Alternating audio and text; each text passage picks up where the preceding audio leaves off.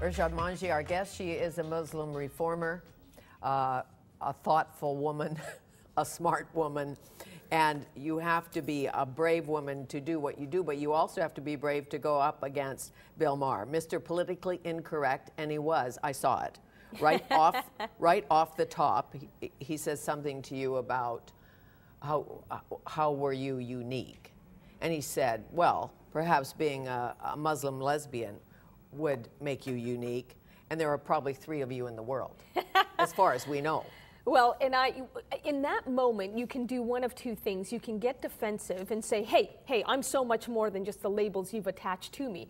Or you can laugh about it and go with the joke. And I said to him, yeah, and we all met for our annual general meeting in a phone booth the other day, and then went forward with that. And again, Fanny, people will, no matter who you are, Muslim, non-Muslim, it doesn't matter. People will put each other in boxes.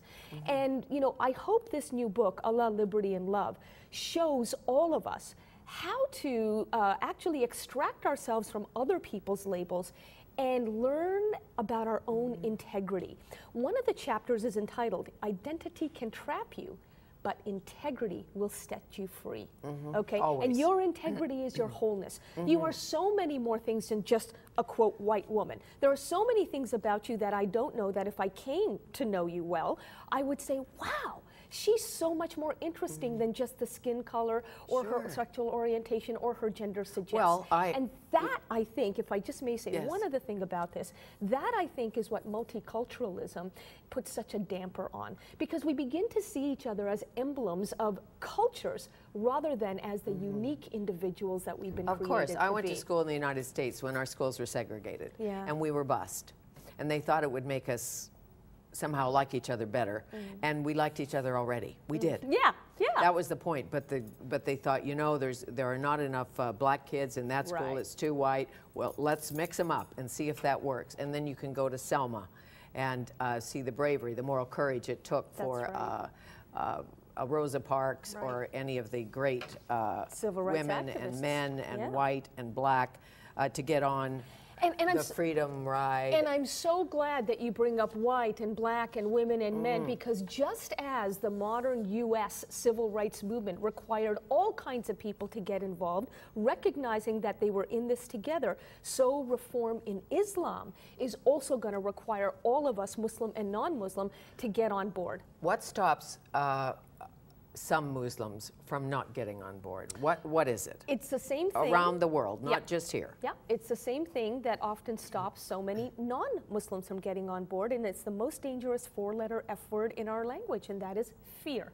Now, in the case of Muslims, it's fear that they will get backlash from their own community. They will be told they're inauthentic, impure, their families unfaithful, their families will be threatened. So it's that dishonoring of not just myself, but my family, that I'm exposing them to.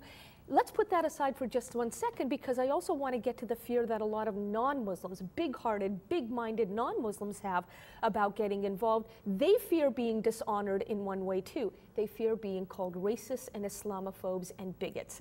And I'm saying to each of them, that as Martin Luther King Jr. pointed out, we don't live now in parallel universes. We actually all live together, so that what happens to one invariably affects the other. So this is not somebody else's business, Fanny. This is our business. It is our public safety and our public good, and that's why it's a public conversation. It's the climate change of courage. That's right, the climate change of courage. The climate change of courage. It is a strange way of putting it, but there you go. I'm going to remember that one. Okay, you can use it. You can use it tonight after we win the hockey game. Right. Because if it goes into overtime, I hear somebody cackling in the background when you said after we win the hockey game. After we win the hockey game, because if we don't, you may be talking to yourself tonight because I'm doing at your lecture. You're doing an event tonight, Capilano. Right. And it will be great, and I know you'll give the scores and all of that, but it doesn't start till 7:30, That's right. That's right. Okay, so that's good. So back to the killing of Osama bin Laden. What did it change? Oh, I don't think it changed very much at all. Bin Ladenism is a philosophy and ideology that is very much out there. It's still, thriving. I've been to places like Yemen myself, where I have seen that even, Bin Laden's former bodyguard, who was supposed to have renounced violence, actually told me on camera that he's raising his own 5-year-old son to become a martyr. So it's, governments think that they are engaging in like counterterrorism, and they play games with one another to get foreign aid money back to their countries. It's all BS. It's all a game. Okay, jihadism, alive and well. It is, it is. Fawzia Koofi, the first female MP in Afghanistan, was here. And I said to her, do you fear the Taliban, who have not gone away, will take power again? And she does. And her bravery, her moral courage, as you know, is stunning. And she is going to run for president in 2014 of Afghanistan, and she may not live to run for president. Right. And she knows that, and she's willing. That is moral courage, big time. Big time. I don't have that. Listen, I'm glad you say I don't have that, because I want to make a very, very emphatic point to all of our viewers. You don't need to have that kind of moral courage in order to have some moral courage. In your own lives, where is it that you're seeing abuse of power that so affronts you that you need to speak up? And then when you want to speak up, something in you says, no, don't go there because you'll be offending somebody. It is at that point that you need to say, but the thing I'm most offending if I don't speak up is my integrity. We've got to use the liberties in a country like Canada, which Afghanistan doesn't yet have. We've got to use our liberties in order to ensure that we're living up to our integrity as individuals, not just as communities. So if a woman refuses to wear a burqa in a place where the Taliban rules and can get killed because she doesn't wear a burqa, or they make laws in France. There's so much going on, as you know. They make laws in France. You can't wear is it a niqab? Yeah. Is that That's right, the face veil. How do you feel about that? Well, I myself am opposed to the niqab, but I also know that some women, actually do freely choose to make to wear the niqab, the face veil. So here's my compromise, if you will. I'm not going to say to them, you're not allowed, because then I'm taking away from them the very freedom that I insist on having for myself in order not to wear it. But I will not stop myself from asking them questions about the niqab and about, aren't you becoming just, walking billboards for Arab cultural chauvinism when you do this? And when you dress your entire body, in a burqa, because you say that Western women are objectified, and at least now I'm being, looked at for my mind, I would say to them, really? By covering your entire body this way, aren't you just drawing more attention to your body, turning your entire body into, forgive me, genitalia, and turning yourself into an exhibitionist?